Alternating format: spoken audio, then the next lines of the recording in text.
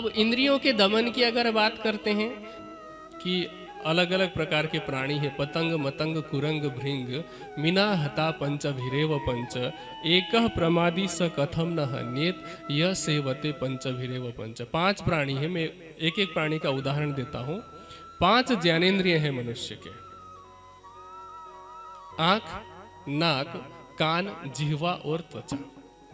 मनुष्य 5 इंद्रियों के विषयों का भोग करता है, शब्द स्पर्श रूप रस गंध। मनुष्य अच्छे अच्छे स्थानों को अथवा अच्छे रूप को देखना चाहता है आँखों से, कान से मधुर ध्वनि मधुर संगीत सुनना चाहता है, नासिका से उसको अच्छी खुशबू चाहिए, जिह्वा का स्वाद चाहिए, त्वचा का कोमल स्पर्श चाहिए। तो मनुष्य 5 इंद्रियों का भोग कर रहा है।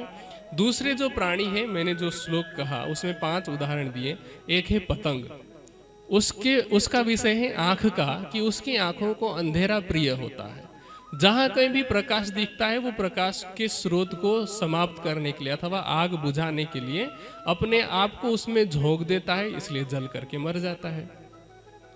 हाथी को स्पर्श चाहिए, तो स्पर्श के सुख के चक्कर में हाथी को पकड़ने के लिए क्या करते हैं कि उसके जो शिकारी हैं या तो पालतू हथिनी को लेकर के जंगल जाते हैं या फिर नकली हथिनी बना देते हैं, पुतला बनाते हैं और उसके सामने एक गड्ढा खोद देते हैं।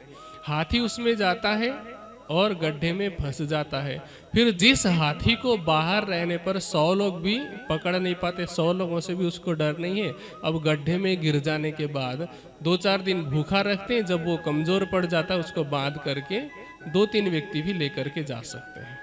एक इंद्रिय के वश में होकर हाथी सर्कस में नाच रहा है। इसी तरह से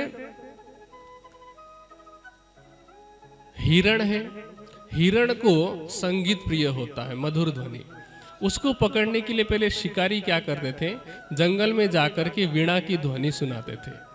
वीणा की आवाज जैसे आई, अब हिरण एक जगह पे खड़ा रह जाता था उसको सुनने के लिए, और शिकारी धीरे से चुपके से उसकी घात में बैठा रहता था।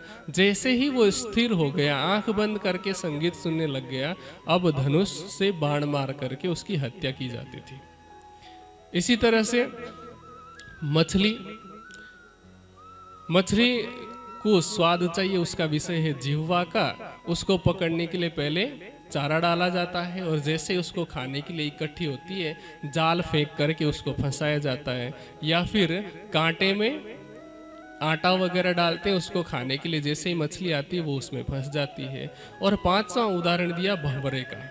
भंवरे को पराग चाहिए, सुगंध चाहिए, तो वो अलग अलग फूलों में जाकर के बैठता है। शाम के समय में सूर्यास्त के साथ ही जैसे ही फूल मुरझा रहे होते हैं, तो पराग के लालच के कारण वो उस फूल से उठ नहीं पाता है, उठता ही नहीं है। और धीरे धीरे जैसे जैसे फूल बंद हो रहा होता है, भंवरा भी उसमें बंद हो जाता है। फिर वो सोचता है कि अच्छा कोई बात नहीं, सुबह तो फूल खिलेगा, सूर्योदय के साथ में ही मैं बाहर निकल जाऊंगा। और अनेकों बार ऐसा होता है कि सूर्योदय से पहले ही कई बार पालतू जानवर या फिर जंगली जानवर जो घास खाने वाले हैं वो फूल को खा जाते हैं, भंवरा भी उसके साथ ही पेट में चला जाता है। ये 5 प्राणी एक एक इंद्रियों के वश में होने के कारण मृत्यु को प्राप्त हो रहे थे। अब इसी श्लोक में कहा कि एक प्रमादी स कथम न हन्येत यह सेवते पंच भिरेव पंच। मनुष्य तो 5 इंद्रियों का भोग करता है।